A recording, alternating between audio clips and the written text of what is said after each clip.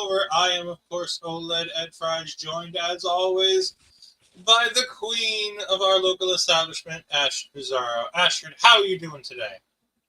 I'm hanging in there. How are you doing? I'm doing good. I'm doing good. It is what it is. We're in the middle of a heat wave here, and I say real heat wave as opposed to the UK heat wave where they've got like 70 and 80 degree temperatures. We were roasting at over 100 degrees today in Boston. So it's been hot. I've had to put on a real shirt for the first time today. I've been wearing a tank top all day, but that's not something I'm going to do on screen until I have that little fucking pretty deadly shirt that Peggy's getting made for me. We've got some friends in the chat. We got Bobby Munson. Hello, Ogre Lord. We are doing all right this evening. Millennial Noob, we're doing good. Thank you for the shout outs. We greatly appreciate it every week. Thank you for joining us. All right. NXT was in a mixed bag this week. There's good stuff. There's bad stuff.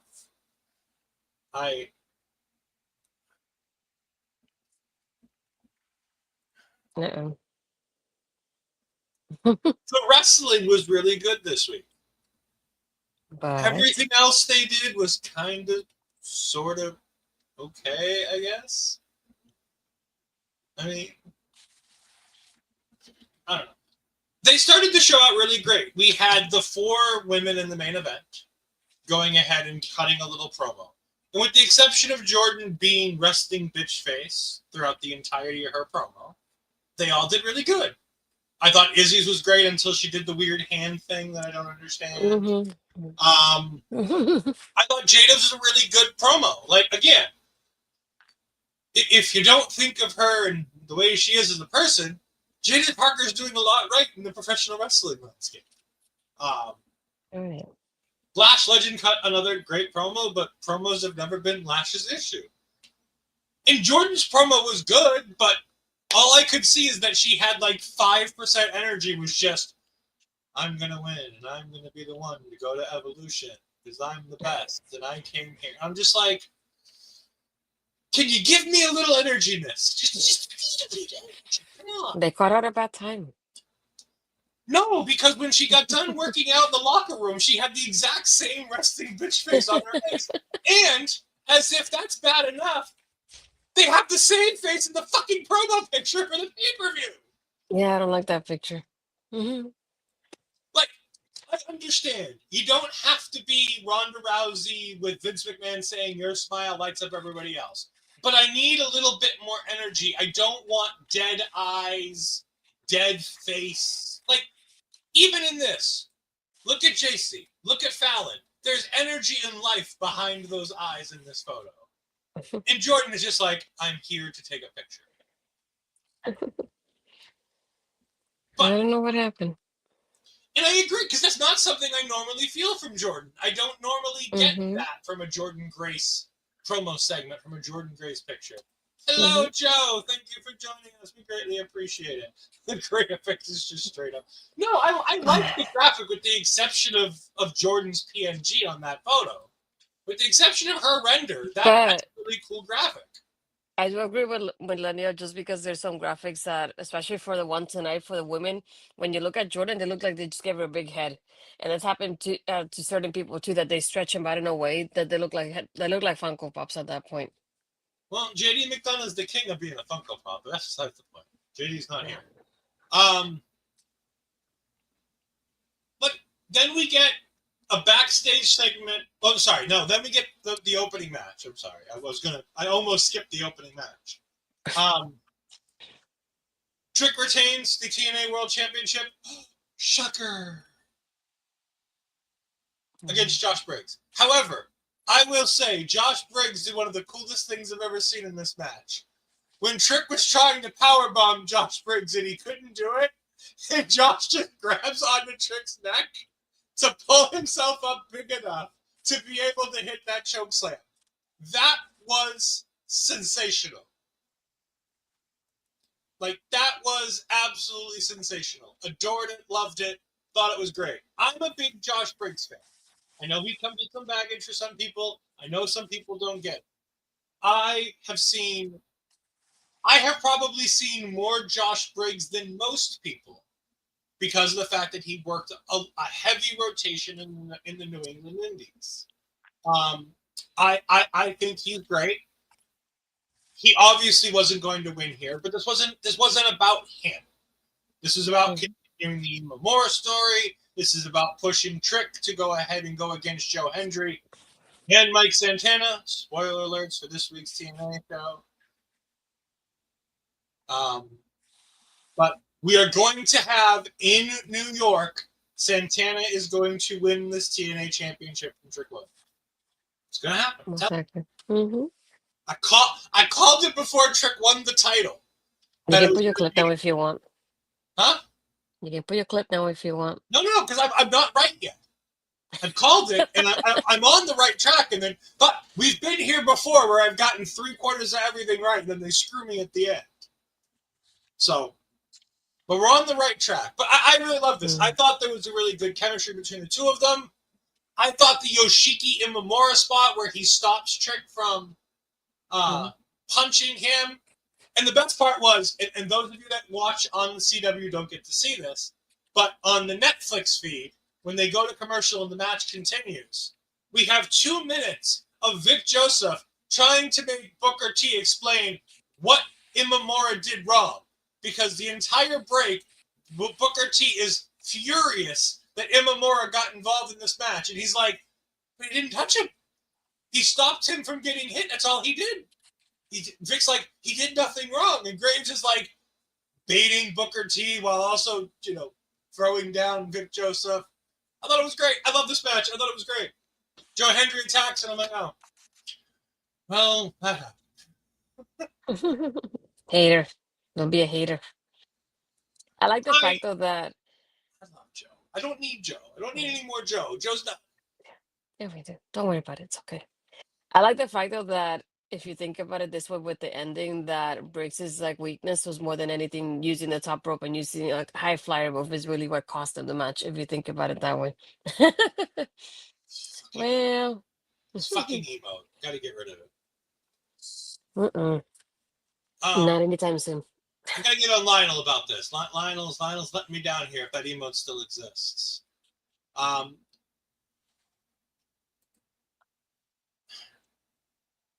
Yes, no, kind of both. Maybe. For me, Joe Hendry lives in this limbo where he's a WWE superstar on a TNA contract. And until something happens, I don't think he's going to have that big moment. And I think that he gets that match that he wants. I really do. I think by the end of this year, by the end of the John Cena's dates thing, I think we get Joe Hendry versus John Cena. That might be, depending on how much Joe can get pushed from here to there, that could be the Boston match. That could be Cena's last match. I think there's a chance Joe Hendry versus John Cena in a singles match in Boston for Cena's last match is a potential.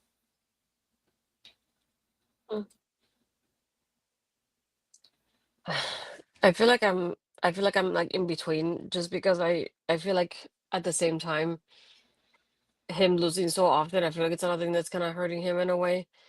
But I like the fact that we've been seeing him quite often. And I think one thing that, to me, and I still think about it this way, the fact that they took so long just to give him that championship, I feel like that kind of hurt him in the end. And then not only that, but even though a storyline was, it does make sense, but I feel like it kind of hurts him a little bit to be that person that gets beat by somebody from NXT for the TNA World Championship. So that's I feel like another thing that kind of hurt him in the end. And I feel like not only that, but the fact that Joe Henry's being pushed by WWE, by Santana's getting pushed by TNA. I feel like that's another thing that's a little, I don't want to say conflicting, but it feels kind of that way. I think Joe Hendry's a good wrestler. I've also been watching Joe Hendry for a while. I mean, I've been watching Joe Hendry when he was part of the Prestige over in what used to be What Culture Pro Wrestling. turned into Defiant. I mean, I was watching him with a group of guys who, some of which are canceled at this point now in that group. But there's, before he was viral. I was watching Joe Hendry before he was viral. There's a lot of good to Joe Hendry, but at the end of the day, Joe Hendry is a bit of a meme. I've always said this. Joe Hendry is an overact. I think he's a worse version of Jey Uso. I think Jey Uso is much more in-ring talented, and I think he's over to a bit of a higher degree. And I've always said that I worry that Joe Hendry, once he's in a WWE arena on a normal basis, things would start to kind of fall apart for him. That wave of momentum was to get him to a certain spot. And I'm worried that his WrestleMania main event, his WrestleMania, in his mind, the WrestleMania event, his Mania match with Randy might have been the end of that road for him. Let's hope not. Let's hope I'm wrong. I've been wrong before. I'll be wrong again. Let's not forget that. But I love Joe Hendry. I believe in Joe Hendry.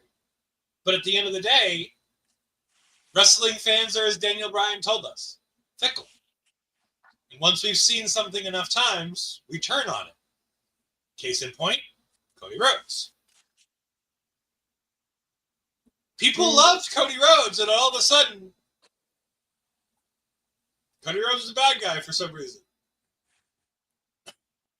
I haven't seen that, at least. I have never believed it. I don't know what you're talking about. Bad movie. Bad STG, not movie. Bad STG. Dempsey apparently hurt Tavion Heights, and he had to have his lip sutured, it looked like. Stitches, whatever you call it. This was a weird segment that I don't really understand. I didn't think we needed it. Like, we already know that there's issues between Tavion and Charlie. We didn't need another. And maybe they're just taking advantage of some guy legitimately getting hurt. Him wrestling in the Hannibal Lecter match was kind of cool. I'd be down for more of Tavion Heights looking like Hannibal Lecter. Bad Corey Graves on commentary during the match for talking about Crystal Lake, because that was a bad reference. This is a Hannibal Lecter mask, not a Jason mask. So I know I'm not the horror expert. Even I fucking know this. So bad on Corey Graves. But it's a fine segment. We then get the CW promotional segment of the week, which is promoting college football. Will be back in a couple months. So we're talking to some Florida Gators. Yeah. I didn't even write down their names because I didn't give a shit. George and Tyreek, I think it was. I could have cared less. They're two Florida Gators. It was what it was. This was all the setup. Lexus King talking trash to Miles Bourne, who he goes, "Oh, I forgot. You can't hear me." And Miles like, "No, I can hear you. I'm just ignoring." And King tries to talk trash to the Florida Gators, and they step up to him. And we're going to get Miles versus Lexus King next week. And Miles says, "You are indeed your father's son." Thought we were done with this. I thought we were done with the whole Brian Pillman Jr. thing. Yeah. Fucking hell. Not happening. No, he is not my boy. He is a heel again. Which means he is not my boy. By the way, did anybody else see the really shitty picture that he posted? Like, he's like, "Look, I'm getting thin again." And he posted this, like, picture, and he hasn't gotten his, like, thing done, so he just looks normal. I'm like, who the fuck is this? And why is Lexus King tweeting out his picture? Yes, it was weird. I don't know. We got Joe in here. Hendry was taking too many L's before coming in full time, and I was saying that. Yeah, I mean, he's.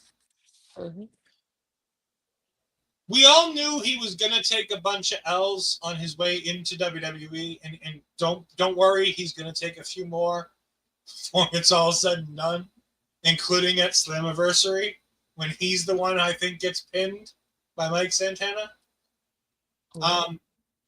But like I said, there's still plenty of time. Joe Hendry is still relatively young when it comes to the wrestling business, at least for a man.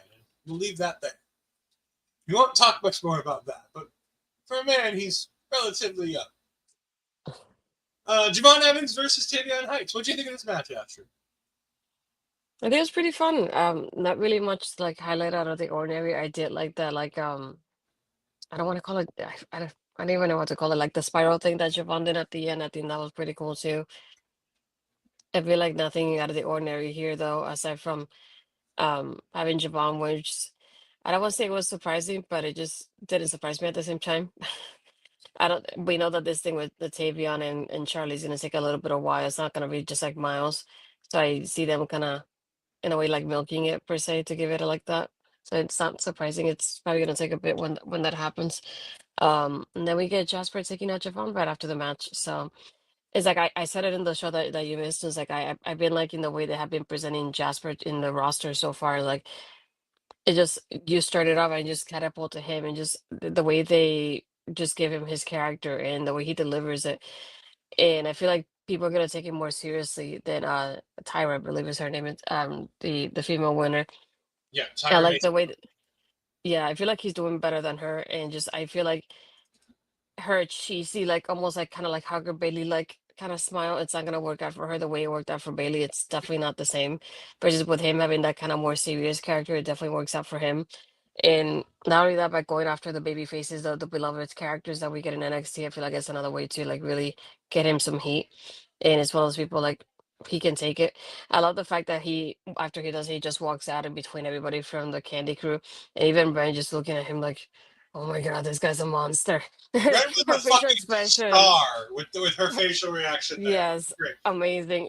She really sold it for me the most out of all three of them there. The way she just looked at him like, oh shoot, what he just do? But again, it's like I like how they're portraying him on as a character so far. They're doing really well with him. Yeah, they've shot Jasper Troy to the moon, and that's good and bad, and we'll see how that works for him in the long run. But Mhm, they're giving him a big shot. mhm, They're not doing the same thing for Tyra Maysteel. Think about mhm, it. This man, Jasper Troy, has now wrestled 2 matches. One of them was against Dante Chen. We love Dante Chen. He's great. He then wrestled against the NXT champion Obafemi. He is now going to be wrestling for the #1 contendership against Yoshiki Inamura. More on that later. yeah, Next week. Tyra May Steele has, to my recollection, had 1 match mhm. against Ariana Grace. And a backstage segment that That was was her being forgettable. too happy. That was Mm-hmm. so forgettable that I forgot it happened. Yeah. They're doing more for Lainey Reed than they're doing for Mm-hmm. Tyra May Steele.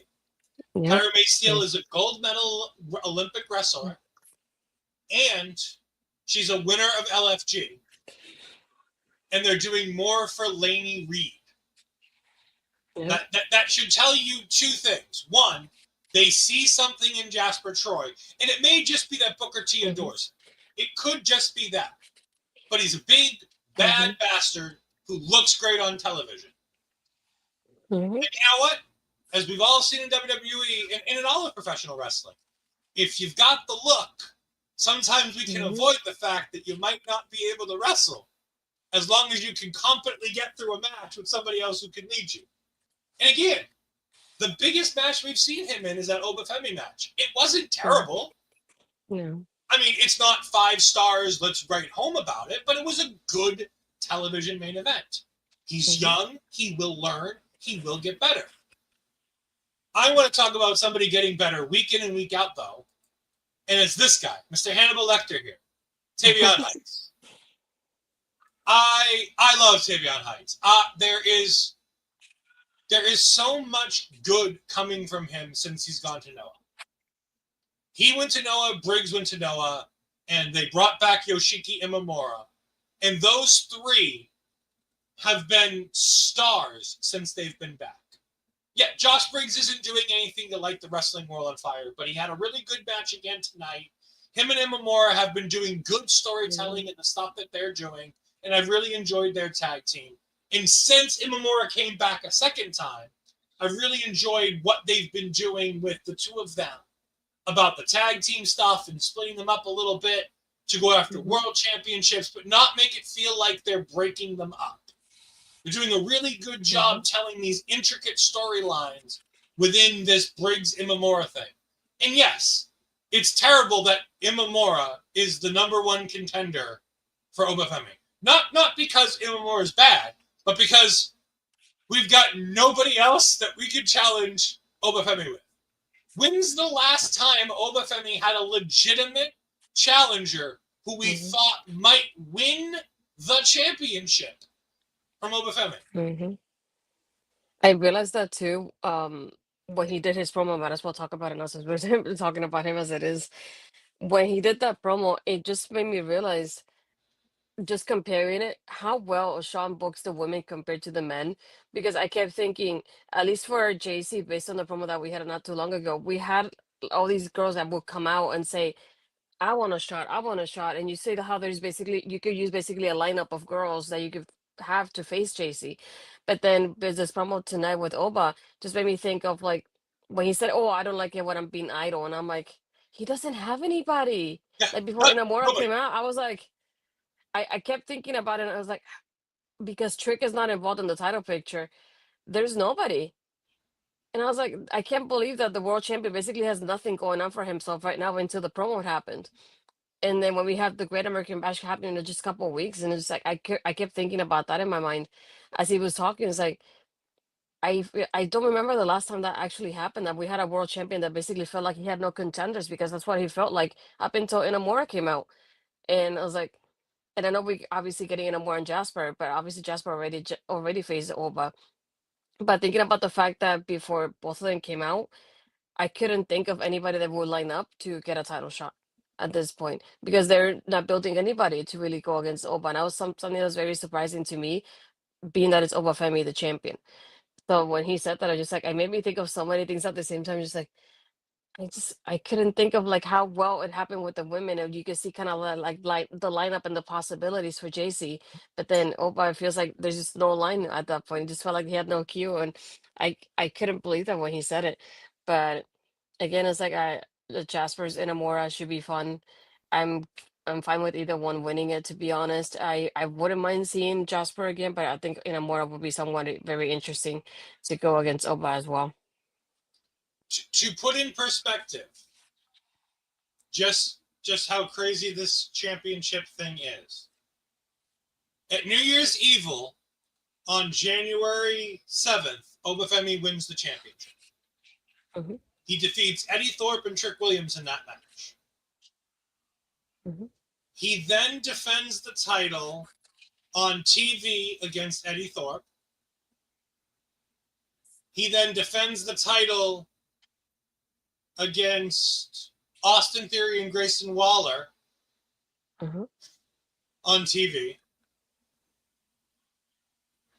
He then defeats Moose at Roadblock. Mhm. He then defeats Javon and Trick at Stand and Deliver. He defeats Charlie Dempsey on TV. He defeats Miles Bourne at Battleground. He Mhm. defended and defeated Jasper Troy a couple weeks ago. And now he's going to be challenged by Yoshiki Inamura and or Jasper Troy at the Great American Bash. Yeah. Now, I am one of the biggest Obafemi fans in the world. That's not a good run. Now, mind you, he's had some banger matches Mhm. in that set, but none Mhm. of these people feel like they're a big deal going up against him. Not the only match where I thought he might lose that championship is the Stand and Deliver match. We both knew he wasn't losing to Miles Bourne. We knew he wasn't losing to Jasper Troy. Yeah. He wasn't losing to A-Town Down Under. It's just like it's just kind of sad that that's where we're at with Obafemi when it comes to his championship reign. And again, I think he's had a good reign considering what he's been given. Mm-hmm. Because he's at least been out there defending the title. Yes, he's defending the title against guys who aren't going to win. But he's been making guys since he won that championship. Because he made Javon Evans a main event star at Stand and Deliver. He made Eddie Thorpe feel like a big deal during the Eddie Thorpe feud. Mm-hmm. He made Miles Bourne a bottom tier main eventer. We love Miles here, but let's be honest. Miles is at the bottom of the main event scene. He's an upper mid Carter, lower main event star. But he's solidified as a single star now. So it's just one of those things where it's like, as much as I love Obafemi, we can't forget that he's had a pretty forgettable run of opponents in his reign. But thank God he's entertaining. Thank God he's the man Obafemi and able to do all the things he can do. Javon Evans pins Tavion Heights in a clean victory for him.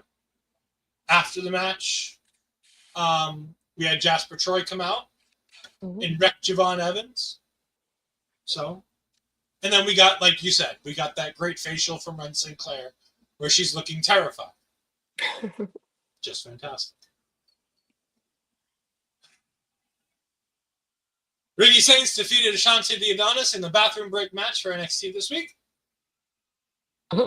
Ethan Page comes out after the match and hits him with a Rochambeau.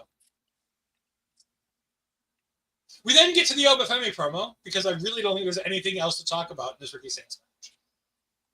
No, and seeing this part with Ricky and Ethan, it just frustrated me because I know we could get more from both of them, but it just feels like they're in limbo right now at the same time. Like, I feel like they don't know what to do with them, and they're just like, here, we're going to put you guys again against each other. It's like, how many times are we going to see that? It's nothing new for most of us.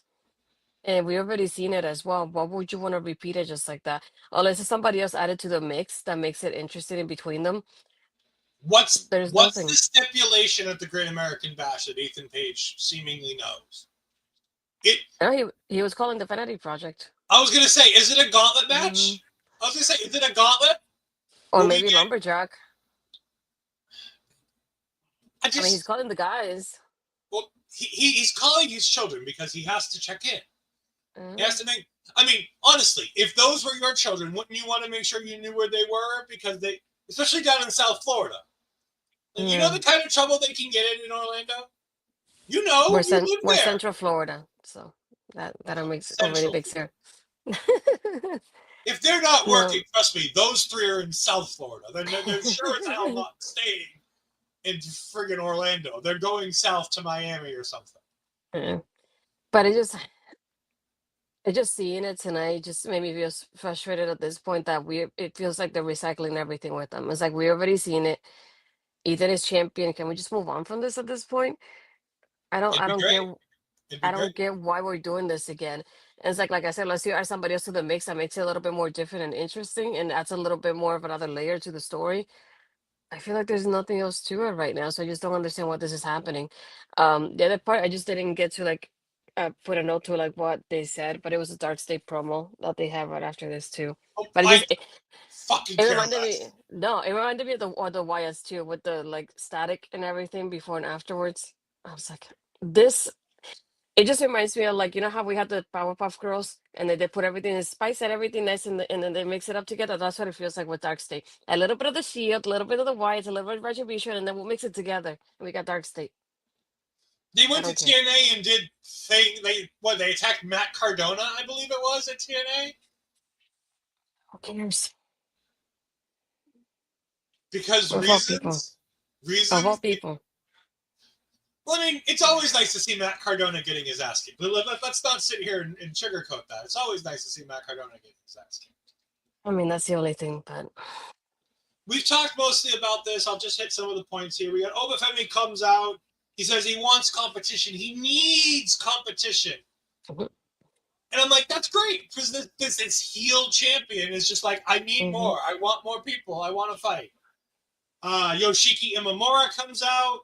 He says he's been here. He wants bigger. And Obafemi's as big as it gets here at NXT. And I like Obafemi here. He's like, look, I respect you. There's some things about you and I that are the same. He's like, you and I both came here. We're strangers in a new land. We're trying to do the best we can to make our way. He's like, the difference is I came here and excelled from the moment I got here. You failed. He's like, you haven't been good enough, and you had to go home. But it's not a full takedown of him because he continues. But then you came back. You came back to get more. You came back for your friend. You've come back to do more. I see this greatness in you. I see this warrior spirit inside of you, and it makes me excited. But don't forget, if you step to me, you're going down. And I love how Obafemi can make people feel like a big deal, even though they're about to lose. Because this is the biggest that Yoshiki Inamura's felt in NXT. He feels like a viable challenger to Obafemi, even though we know he's going to lose. And I'm still kind of excited for the match. And again, Oba's doing this in 2 years on this roster. Yeah, our boy Obafemi is damn special. I've been saying it since the moment he appeared. He is exactly what WWE wanted Omos to be. He is a Nigerian giant who they can market as a big, bad man who just needs to fight. He doesn't have to cheat to win. He doesn't have to have a group of goons. He just needs to fight. And the best part is we've talked about this, and Ashley's sick of hearing me say it. He's a monster who doesn't need to squash people. Every time he wrestles, you feel like the other person has the slimmest of chances to win this match. Any night, they might pull a swerve on us, and he might lose. But you never go in saying there's no chance Obafemi can lose. You go, there's almost no chance Obafemi can lose. But he's been pinned. He's been beaten. And he always feels like at some point during the match that the other guy's gotten just enough to make them feel good and look good. Jasper Troy got it a couple weeks ago on TV. Miles Bourne had it. Every match that Obafemi has, there's always that little glimmer of hope that his championship opponent has that shot. I'm very excited to see this at Great American Bash. I'm very excited to see both of my boys go in there and put on some fun matches and just let Obafemi win. He does, Hulk. He does. He knows how to sell perfectly. He's better Braun Strowman.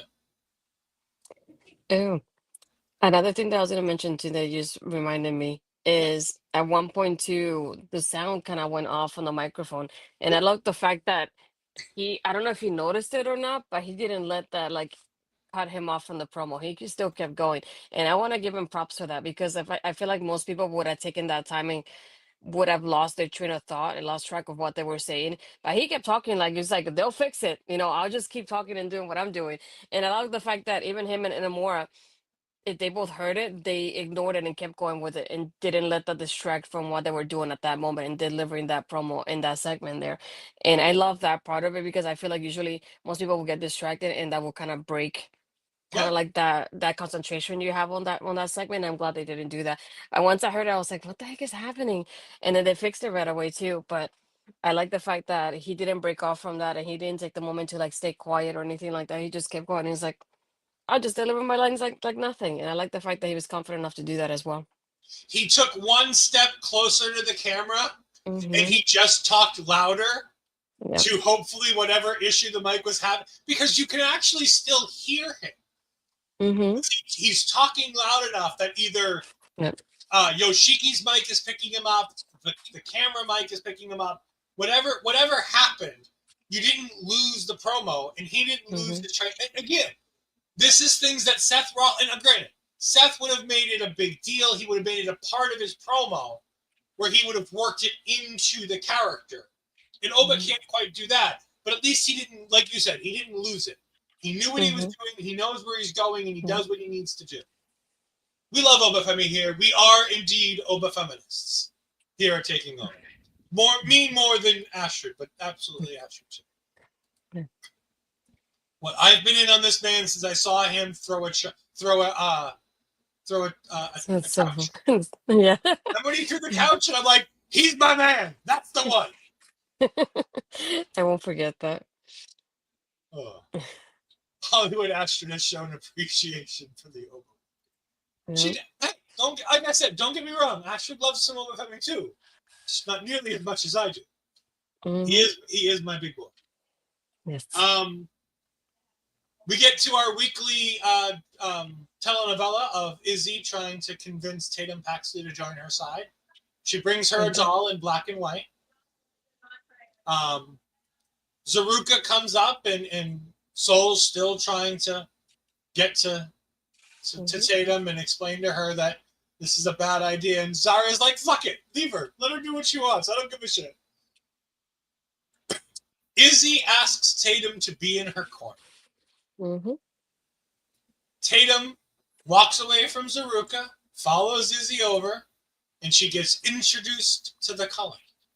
Sean Spears seems excited. Sean Spears and Nico said that they have their own things to take care of. Talk about that in a bit. And Izzi says, and Tatum agrees to be in Izzi's corner for the match tonight. I think this is great. I've loved what they're doing with Izzi. They've made Izzi feel like a big deal. She's no longer random girl in green who kind of sort of looks like Carmen Petrovic. I feel like it's helped her really stand out and gain that confidence, because if you notice her delivery when she does her promos now, it's a lot different than what it used to be. And you can see she has definitely growing confidence there. So I really enjoy that about her, and the fact that she's able to stand out, by herself the way she is right now, with the group. It just made me think about more about the part with Briggs Jensen, because I know in storyline what happened, but I feel like nobody has talked about why he got really kicked out of the group, like outside of the storyline, if that makes sense. I did find out like the timing was kind of odd, and he's like, "Oh, I'm just taking time off." I'm like, that was so weird. I don't know. I feel like there's something else to it. I'm surprised I haven't seen anybody talking about it. I mean, it's Brooks Jensen. At the end of the day, who the fuck cares? I haven't cared about Brooks Jensen in 3 years. Why should I fucking care now? What was it, the Kiana storyline? I know that's your favorite one. Oh, fucking hell. Oh, I had to do it. God. If anybody wants to see Haterade, Ed trying to deal with the Kiana James, Fallon Henley love triangle bullshit that was that storyline is peak Haterade from OLED Ed Fries. That might have even been before the OLED days. That might have just been Ed Fries days, because that was at our previous home, wasn't it? I don't remember really. Hold on. You said 3 years ago? I fucking don't know. Hold on. I can't believe I'm looking this Kiana up. James tag title reign.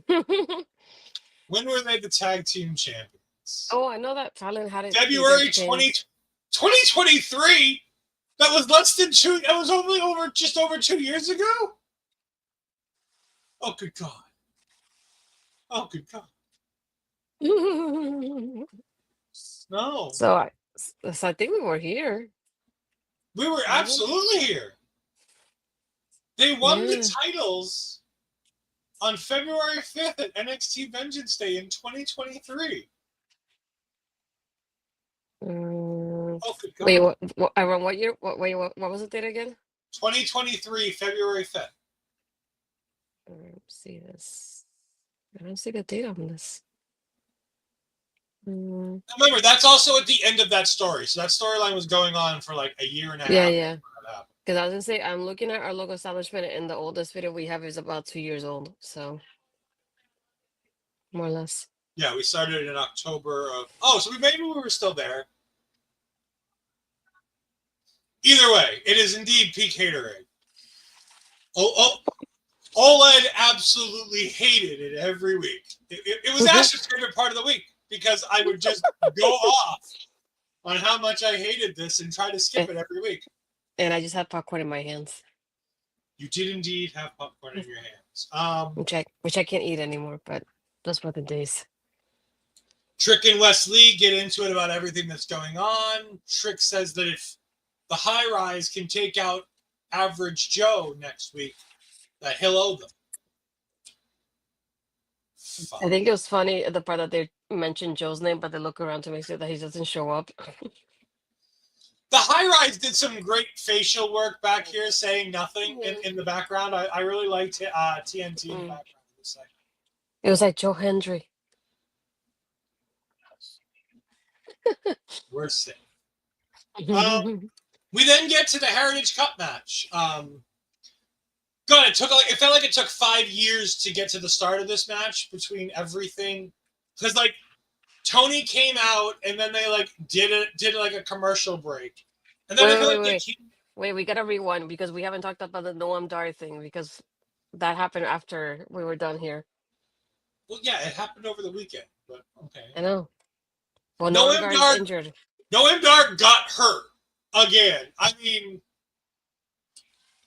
Noam, I'm going to say something, and I mean this with all the love in my heart. Please stop wrestling. For the love of God, just stop wrestling so you stop getting hurt. Because all you do is get hurt, my man.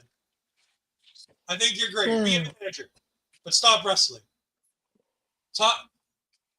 Go take over for Robert Stone over in TNA with Alicia Fox. And we were, what was it? I think it was a show that you were not on. I was talking about Noam Dar. I was surprised we hadn't seen it since he won the cup. And I had to look up when he won the cup because it was around send and deliver time. Most like it was around April. And I said we haven't seen him ever since he won it. And all of a sudden this happens. I went, oh, finally. Yep.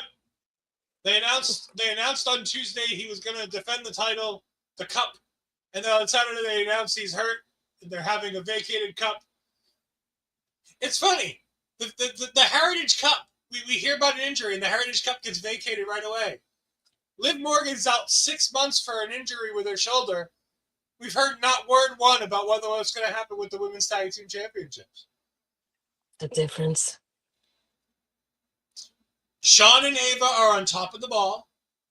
Adam Pearce, fucking idiot that he is, has no clue what he's doing.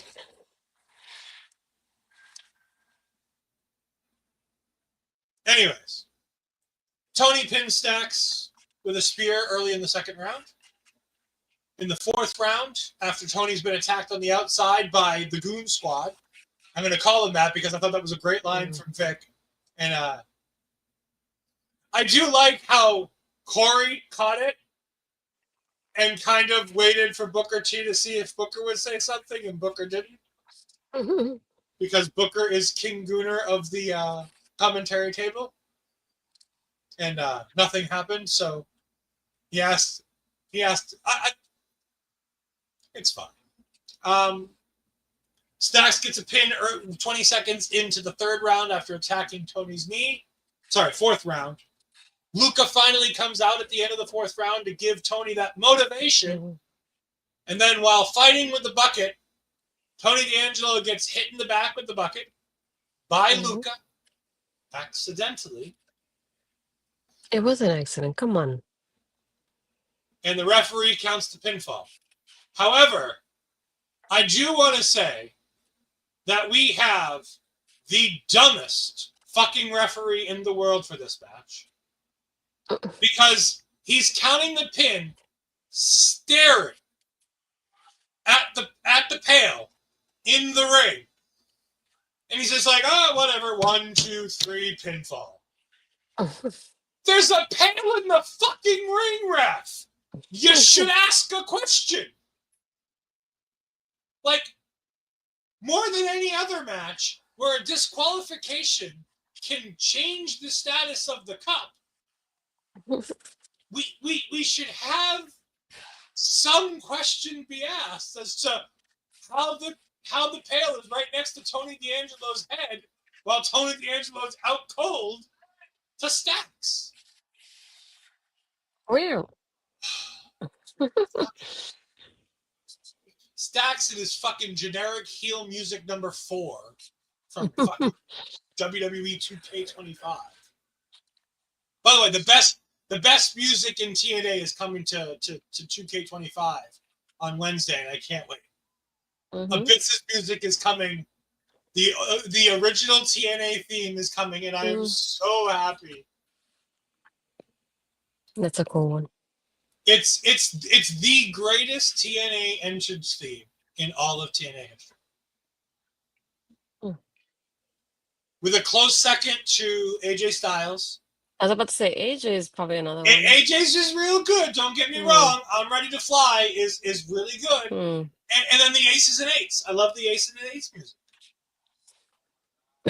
You have to understand. I love all things Aces and Eights. That was some peak garbage wrestling for me, and I was in heaven for that. I was there for the wedding.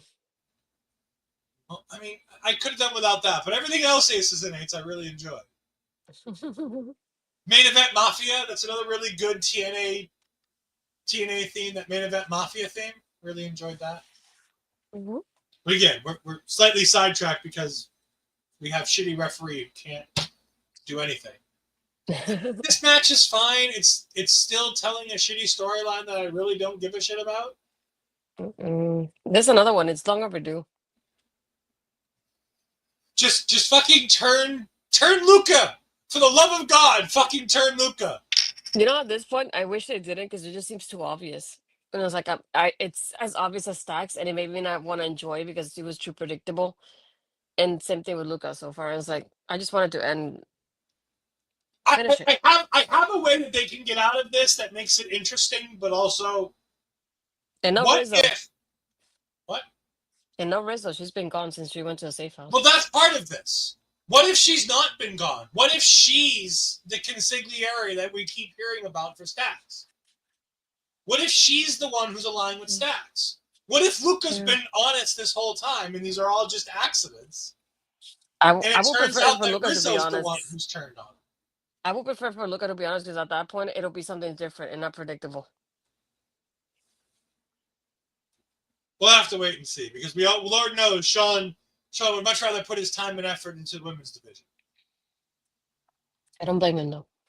I mean, I don't either. He has the greatest women's division in North America. You utilize that when you have it. Speaking of a waste of my time, we're about to go to an ad break, so I'm going to go ahead and talk about Terrible Toxic. So all of you on Twitch, if you're not subscribed, you're going to miss me talking about the Terrible Toxic promo here. It was terrible. Like Fallon talking about how they put the boots to Blake Monroe, and you thought you were going to start at the top. I mean, she's still in a fucking feud with the champion. She's still at the top of the division. Like, just because you put her through a table doesn't change that fact, ladies. I now want to bring up this Logan James comment because it didn't go anywhere until now. For me, the biggest match at Evolution would be Mariah May versus Jordynne Grace. I mean, yeah, obviously that would be the bigger match. Jacy Jayne is not a draw. She said something very interesting, and I don't think she understood how bad it was.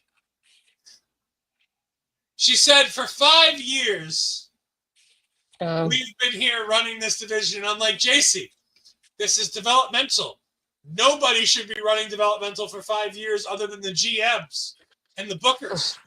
If you've been in developmental for 5 years, there's a problem. I think her and Tony have been the longest one in there so far, right? She's got to be the longest by far and away. Nobody can come close to her. No, but I think the next one would have been somebody like a Tony, most likely. It would have been Javi. It would have been Javi. Mm-hmm. But yeah, I think it's probably Tony D'Angelo. Yeah. Charlie Dempsey might be up there too. But at least Charlie Dempsey's on TV every week doing important things as opposed to the NXT Women's Champion, Jacy Jayne. Yeah, look, it says October 5th, 2021. He made his debut under Tony D'Angelo. Yeah, so close enough. But like I said, Tony D'Angelo's kind of run its course too. So it's like kind of more proving my point. If they had brought the D'Angelo family up when they brought up Legado del Fantasma, we would have had something. I think that one would have been Wesley too. Oh God, yeah, Wesley's been there. He's kind of up there. See, here's the thing with Wesley.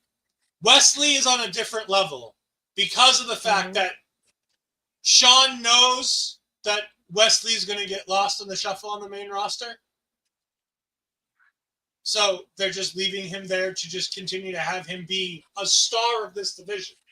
And again, Jacy Jayne isn't.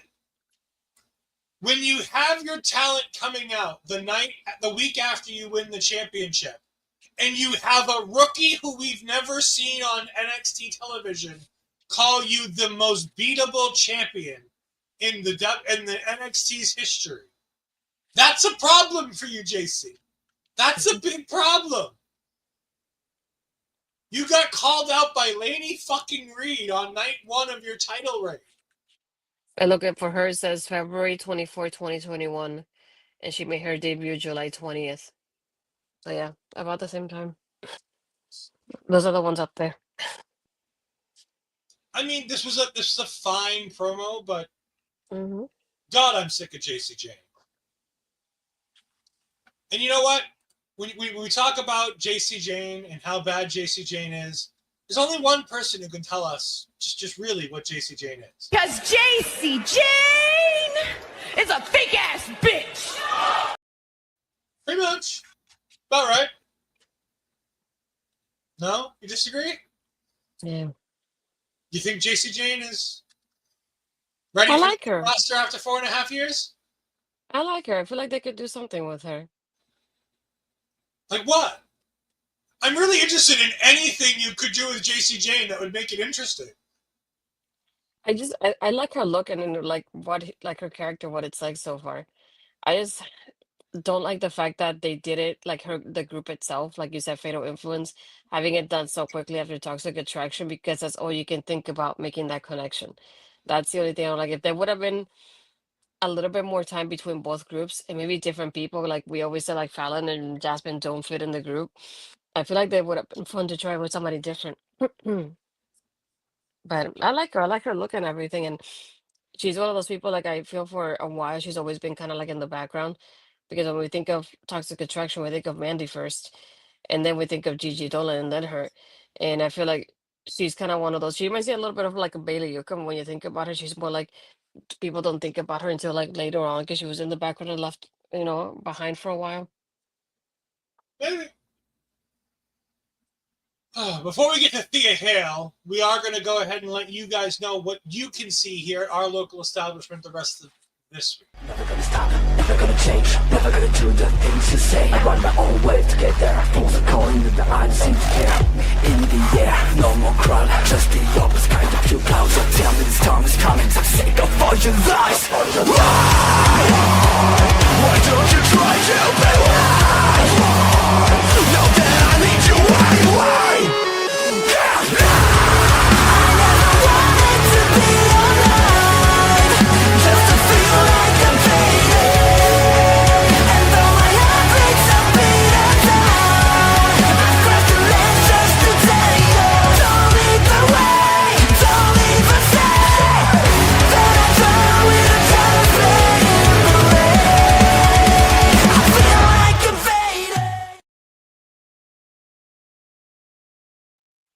So there are all the fun shows that you can see this week. I believe the Mother Tucking Post show may be missing a week.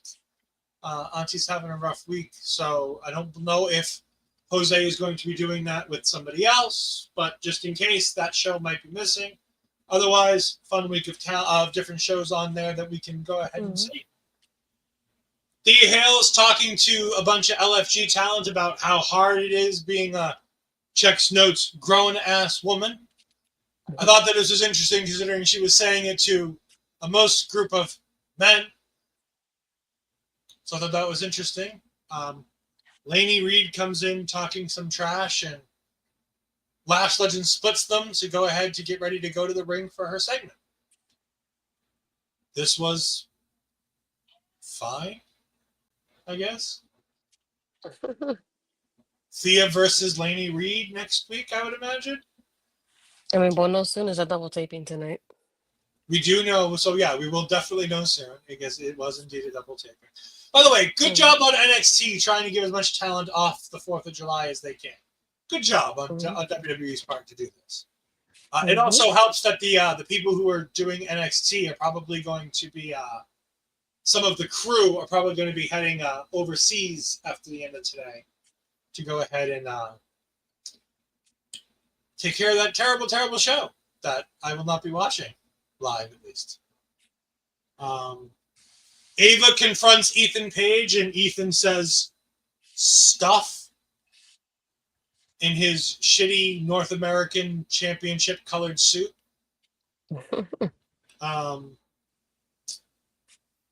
Ethan is told that him and Ricky are required in Ava's office next week, and Ethan calls the Vanity Project, or as I call them, Ethan's children. And Hank Tank got attacked by the culling, thank God. I mean, we don't know that it's the culling, but Hank Tank got attacked, and Sean Spears and Nico said they had business to handle, so let's just put 2 and 2 together and assume that that's correct. Yeah, pretty much. Joe Hendry had a boring backstage promo.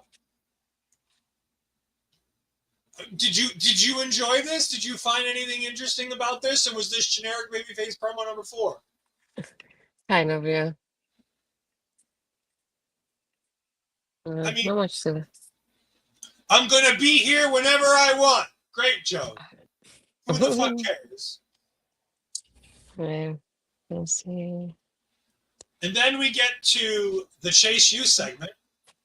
I kind of enjoyed this. So, Kale's barely trying to pay attention. He's upset still. Uriah seems to be trying to get the work done. Chase says that he stands by what he said last week, that you need to adapt to Chase U. And this upsets Kale, and Kale's like, no, this is bullshit. This is what built and destroyed the university. Uriah talks about it being a toxic environment. And Andre Chase rightfully points out to these 2 idiots, you're the ones who came to me. You know what Chase U was. Why did you think I was going to change? That's true. These fucking millennial idiots thinking that everything revolves around them and these snowflake millennials.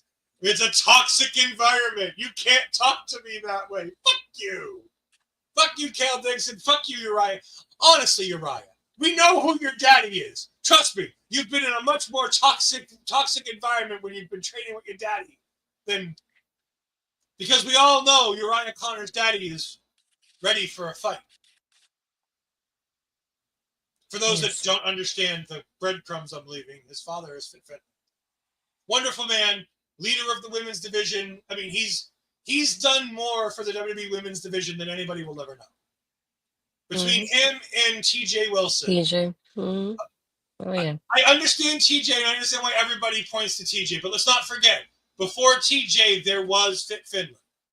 And Fit Finlay was doing that for a long time before TJ got the chance to be able to help out and do it too.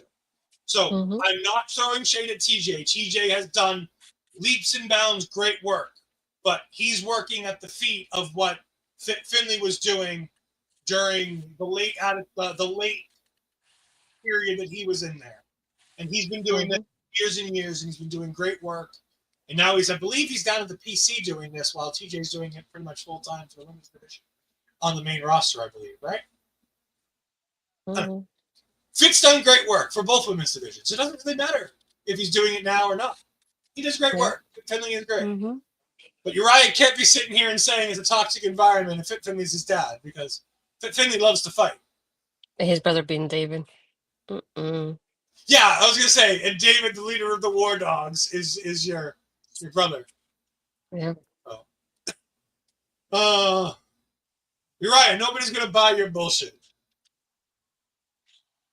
And then Millie, our friend Millie. I'm gonna call her out because I know she's not here, so she can't defend herself, which is half the fun. So I'll get an angry tweet in about an hour or two when she's done moderating for Allison K or me again, whoever she's moderating for tonight.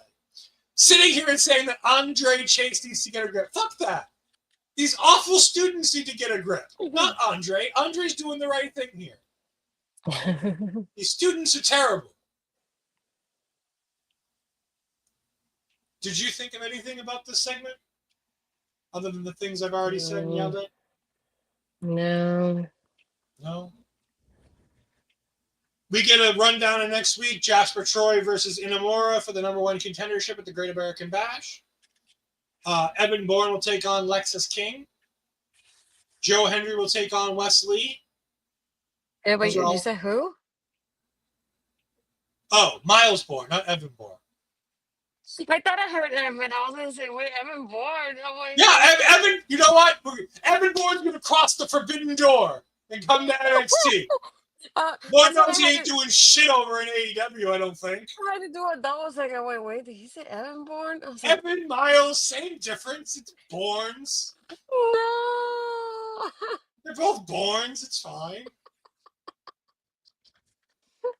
Instead of call him Evan Courageous. I thought I misheard. No. You probably. I'm almost certain I said Evan Bourne. Miles Bourne takes on Lexus King. Joe Hendry takes on Wes Lee. I'm going to assume we're going to get Thea Hale versus Lainey Reed. Mm-hmm. Yeah. And I'm guessing we're going to see Blake Monroe because we didn't see her here. So I'm guessing she'll be in episode 2 of the taping. Most likely. And then we get to the main event where Ashley's going to tell us what she thought about the fatal 4-way to go to Evolution, which was won by the Juggernaut, Jordynne Grace. Well, the first Evolution match. Woo! I'm mostly disappointed because this is the only match so far that we have any kind of build towards. I know obviously the lift thing changed a lot of fans, but I think that this is the first match that gets announced and we have to show in 2 weeks? More or less. Yeah. Yeah, no, very disappointed. But anyway. At least I will defend WWE and say this. They've told some stories to get us there. Like you said, they were trying to tell the live thing. We're getting the triple threat match for the Women's Intercontinental Championship. We're probably getting Julia versus Zelina Vega for the U.S. title there. That's happening. Isn't that happening on Friday already? Well, yeah, but it's just WWE. You really don't think that they'll run it back 2 weeks later for the hell of it? And this is why I don't like it. Yeah, that and Nia and Tiffany for Friday too. So either way. Yeah, but they've got a last woman standing match on Friday, so I don't think we're running that back. No, but still, just the timing is not great to put it like that. But either way, honestly, I like the match. I like that. Like we always say, is I like the fact that NXT does have a great formula for these multi-person matches, and they did really well with it here.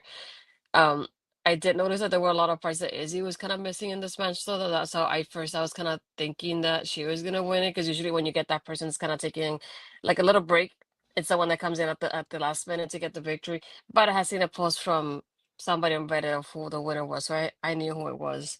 But that's the only thing I feel like it was mostly that Izzi was kind of missing in some bits and pieces here. I did like the crossbody that Jordynne did to Lash at one point. And I like the fact that it was pretty funny when Jaida tries to take out Lash and Lash goes up and stands tall, but then Jordynne's the one that takes her down and Jada's able to pin her. And then Izzy coming right at that moment to break up the pin there as well. That Tower of Doom was just beautiful. I really enjoyed that, and the reaction from Fatal Influence, I really added to that as well. I like the fact that we have Tatum assisting here, Izzy at some point, but so and Zarya just try to take her away. At that point, it just kind of distracted Izzy from there too. But yeah, I feel like overall pretty nice match. I do get really nervous with Jada's gear, especially the one that she's using like this one. It's I don't like it, especially with this like close calls or like camera angles. Girl, you need to do something about that gear. Please fix at least one of the other leg, because that's not gonna work out. It's distracting too. But other than that, I feel like they did really well with it. They use like their area pretty well. They have pretty good timing, and I feel like they did really well with it overall. Um, I feel like with Jordynne winning wasn't actually like a surprise either. You're like, at that point, we need somebody that it's a more established than Jacy, and I feel like Jordynne is definitely that person. And why would you sign Jordynne if you're not gonna give her that championship at some point either? So it makes sense for me as well that this is happening. Yeah, I mean, this match is fine. Like, there's nothing wrong with this match. This match is great. Honestly, any one of these women could have won, and I would have been like, that's a good idea. Because it's Jacy Jayne, and it really doesn't matter who faces her. I just want somebody to take the title off. It also doesn't matter because none of it's going to matter because none of these are taking the title off Jacy Jayne. It's going to be Blake Monroe. Mhm. So it was kind of pointless. That being said, I thought the match was great. Lash doing the bouncing of like multiple people through the ropes, doing that like bounce spot where she bounces them up there. The spot where I think it was Jaida and Izzi were slapping each other, and then Lash and Jordynne picked them both up like off the ground as they were like both like doing like submission holds and like slapping each other. There was some really cool, innovative, interesting spots in this match. Zarya carrying off Tatum, like it was great. So hopefully we get more of that. You know, I like the story that we're telling there. I think there's a lot of fun there. There's a lot of interesting stuff there. Izzi being the person to dethrone Soul would be interesting. I'd be down for that. Especially with the help of Tatum, where then she turns on Tatum. I think there could be some stuff with that. There's a lot of interesting moving parts. Jordynne Grace wins. I thought it would be Lash Legend, to be honest with you. I don't think it's a good idea to hand Jordynne Grace another loss. I know people gave Corey Graves shit for saying this a couple months ago, where he said Jordynne Grace has come here and really hasn't racked up any big W's. I think Corey Graves has earned some of that respect back because Jordynne Grace really hasn't picked up a big win in NXT. Like, what's the biggest win Jordynne Grace has in NXT? Because it feels like every time she has a big match, she loses. And again, that's the part of being in these multi-women matches and things like that. But, like, if we were going to take the title off Stephanie and we knew she was going to the main roster, we should have gave it to Jordynne Grace at Roadblock. I think that would have made more sense. Or no, Battleground. I'm sorry, not Roadblock. Battleground. It's fine. I don't think this Evolution match is a one-on-one. I almost guarantee you it's a triple threat. I think it's going to be Blake Monroe versus Jordynne Grace versus Jacy Jayne. And I think Blake Monroe pins Jacy Jayne. Yeah. This was NXT for the week. It was a show. A lot of good, a couple bad. I want to thank everybody for hanging out. We've had good numbers all night. We greatly appreciate that everywhere. But Astrid, tell the good people what you've got coming up this week. I know Bobby and I will be recording a couple of things for Killer Cut, so that should be out soon. Talking about I Know What You Did Last Summer, especially now before the new movie comes out, and reacting to the trailer of Strangers Chapter 2 that just came out today, I believe. And then after that, on Thursday, if I'm not mistaken, it's 7:30 p.m., I'll be at the Mission Pro Wrestling YouTube channel for the Spotlight segment they like to do. So talking about women's wrestling and just in general, anything like that. So really excited about that part of it. Just talking about the weekend wrestling. Looking forward to that part of it. And I get on Tuesday with this one to talk about NXT all over again. Other than that, you can find me on my Twitter Blue Sky as Astrid Pizarro and my Instagram and Threads as Astrid Pizarro 20. And if you're here, you're most likely on my YouTube channel. So hit the like button and subscribe if you haven't yet. Yeah, that sounds like a whole bunch of fun. Make sure to follow her so you can get to that Mission Pro YouTube channel. That's the promotion run by Thunder Rosa, if I remember correctly. Mm-hmm. You can, of course, find me on Twitter and Blue Skies at EdFryers12584. You can find me on the Twitch at twitch.tv/EdFryers2002, where I'll be simulcasting all of my Marvel content. And oh boy, do we have a lot of Marvel content coming up for you folks. We've got 2 weeks, back-to-back Marvel weeks this week and next week, as they're dropping 3 episodes at a time of Ironheart, which means after I get done with this show at 11:30 at night Eastern Time, I have to start watching Ironheart so I can watch all 3 episodes before they get spoiled for me in the morning. So, like, are you ready to talk about them with Andre tomorrow night after AEW Dynamite ends? And maybe the Empress of Marvel Talk will join us. Peggy may or may not be there. But we do have permission to go ahead and do it. So that's always nice. And then after that, we are hoping to do, because of the weird drops for Ironheart, we are looking to do one last MCU rebound before we get to the Fantastic Four.